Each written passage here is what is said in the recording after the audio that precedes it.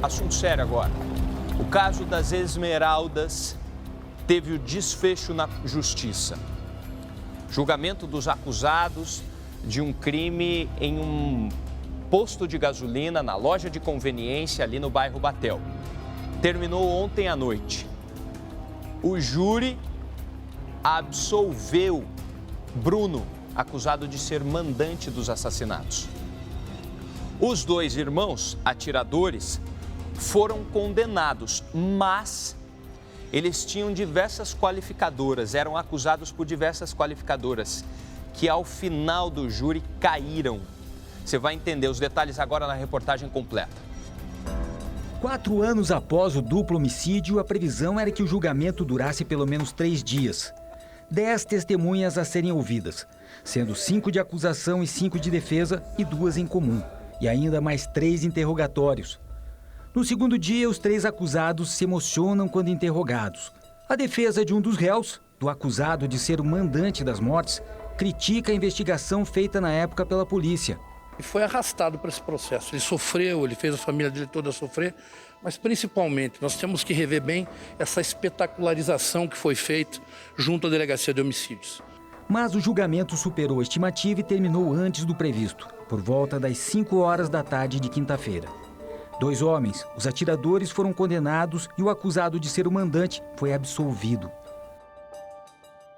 Lembrando o crime, que foi em junho de 2020.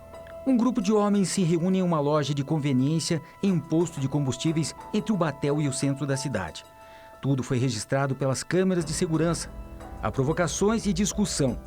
E o advogado Igor Kaluf, de 40 anos, que era acompanhado pelo motoboy, que também seria segurança de Igor, Henrique Mendes Neto, de 38 anos na época, acabaram mortos a tiros.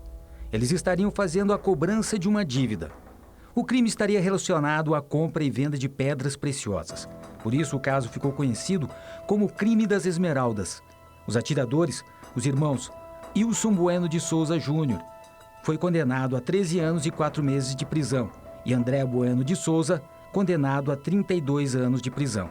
Como eles já estavam presos, esse tempo deve ser abatido da pena. Os jurados reconheceram que Wilson praticou os fatos mediante violenta emoção logo após injusta agressão do Igor.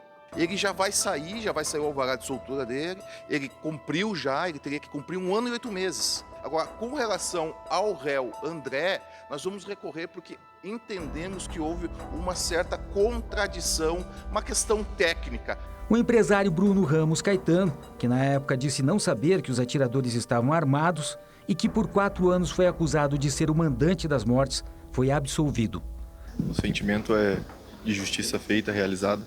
4 anos com essa espada na minha cabeça e hoje se concluiu aqui um ciclo. Ele não mandou, ele não emprestou auxílio, ele não coadjuvou absolutamente nada que pudesse resultar na morte daquelas 2 pessoas. Gente, eu estava vendo aqui a interpretação, né, do advogado Newton Ribeiro, e é importante a gente trazer esses detalhes. Eles respondiam pelo motivo torpe, né? Os irmãos respondiam pelo motivo torpe. E, no fim das contas, não foi assim que os jurados encararam, né? Eles acharam que agiram sob violenta emoção por conta daquela discussão. Enfim, estão condenados. Bruno está absolvido e é assim o desfecho de um dos grandes casos da segurança pública do estado do Paraná nos últimos anos, o caso das Esmeraldas. Ficou muito famoso, uma morte ou um duplo homicídio por conta de discussão de dívidas em pedras preciosas.